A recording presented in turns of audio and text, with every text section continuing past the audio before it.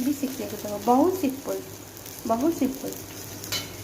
राति आलू सिझे दी तापर पनीर ग्रेट करी पकेले हम। मु पनीर को भाजी पकेली कारण मो पुओ को जहाँ टेस्ट लगे। आउ मक्का मंची आउ धनिया पत्र चाट मसला गरम मसला मैजिक मसला भी पकेले हम। टी लुण स्वाद अनुसार चिली फ्लेक्स पकेले भी हम।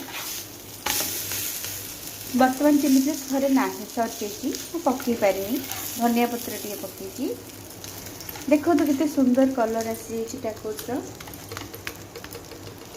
पिला मन खाया को भी सुस्वाद लगे अट्राक्टिव लगे।